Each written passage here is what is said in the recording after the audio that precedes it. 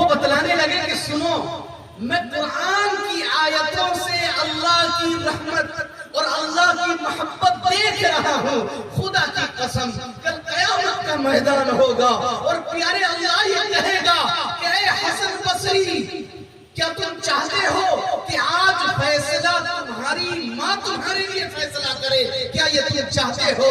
تو خدا کی قسم میں میدان محشر میں یہ کہوں گا کہ پیارے اللہ نہ، میں اپنی ماں سے آج کا فیصلہ ہرگز نہیں چاہتا، اس لیے کہ میری ماں سے مجھے کبھی امید ہے کہ کہیں میری ماں مجھے جہنم میں نہ ڈال دے، اس لیے کہ میں نے قرآن کی آیتوں میں آپ کی محبت دیکھ رکھی ہے، آپ میری ماں سے زیادہ، کہیں زیادہ آپ حسن بصری سے محبت کرتے ہیں۔ یار اللہ میری ماں فیصلہ نہیں کرے گی، آج فیصلہ آپ فرمائیں گے، یہ حسن بصری کا میرے بھائیوں، میں یہ بتانے چلا ہوں کہ ایک ماں اپنی اولاد سے کتنی محبت کرتی ہے، اس سے آپ سمجھیں۔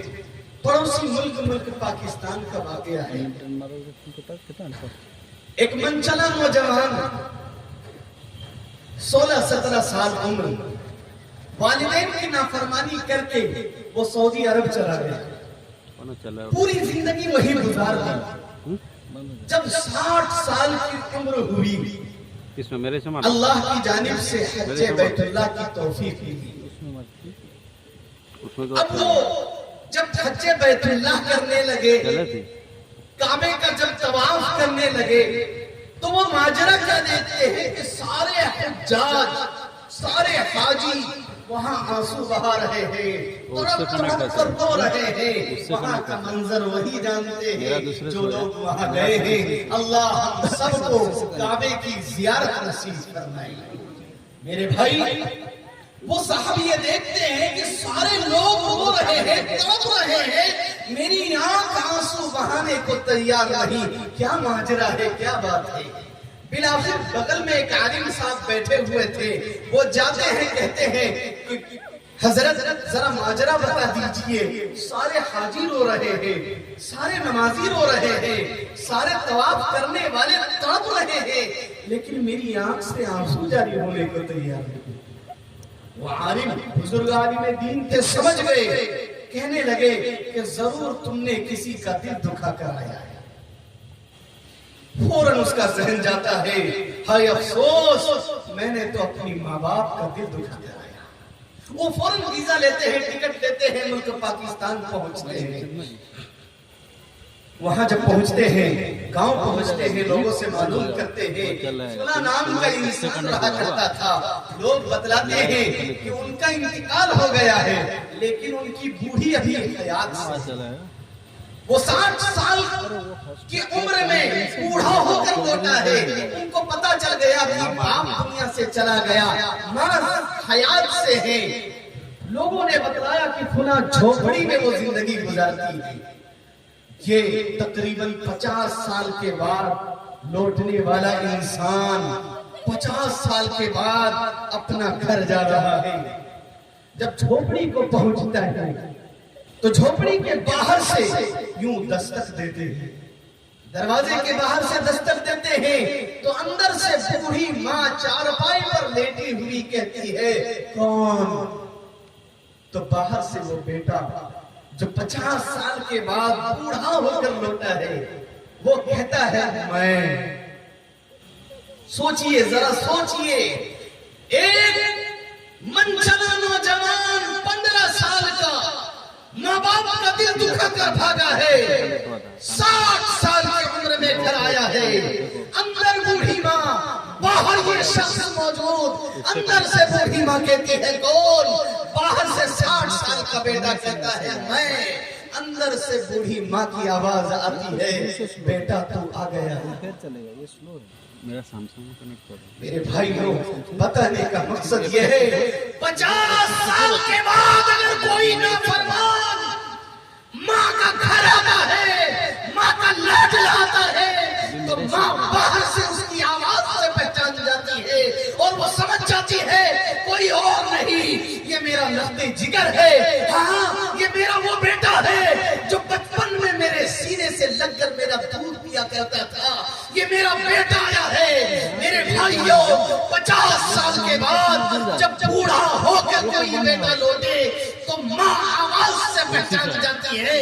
اب میرے نوجوانوں ذرا سنو تو صحیح, جو 70 ماں سے زیادہ محبت کرنے والا اللہ ہے وہ اپنے بندوں سے کتنی محبت کرتا ہے. میرے بھائیوں بزرگوں دوستوں, میں آپ کو بتاؤں, آپ نے ایسے نوجوانوں کو دیکھا ہوگا, ہم نے بھی دیکھا ہے. ایسے نوجوان گاؤں میں موجود رہتے ہیں جو بیچارے شرابی ہے, کوئی پوچھنے والا نہیں, بے دینی زندگی گزارتا ہے, دین سے کوئی واسطہ نہیں, علماء سے کوئی تعلق نہیں, بیزار ہو کر زندگی گزارتا ہے. اور جب بڑھاپے کی عمر کو پہنچتا ہے تو بیچارے موت کے ڈر سے وہ سفید داڑھی لگا لیتے ہیں. یہ ہم میں سے ہر ایک کو پتا ہے.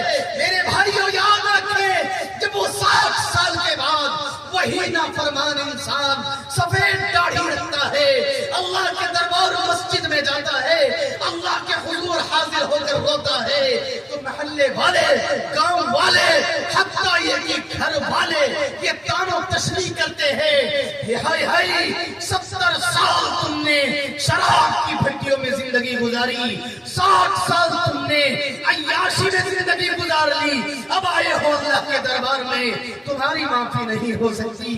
یہ کہتے نہیں کہتے, لیکن میرے بھائیوں میرے رب کا پیغام تو سنو.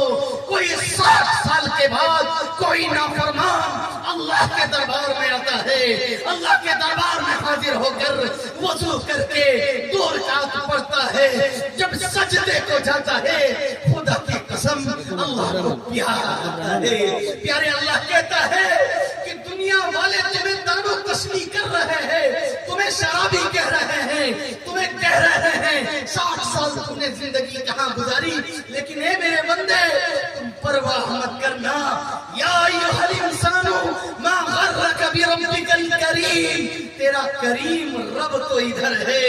60 سال سے میں اسی دن کا انتظار کر رہا تھا, اب جب تم میرے دربار میں آئے ہو تو سنو, یہ آسمان کے فرشتوں کو میں گواہ بناتا ہوں, یہ فرش پر سجدہ کر رہا ہے, عرش پر اللہ فرشتوں کو گواہ بناتا ہے اور یہ کہتا ہے او فرشتوں سنو, ایک سجدے کی وجہ سے آج میں اپنے اس بندے کی مغفرت کرتا ہوں.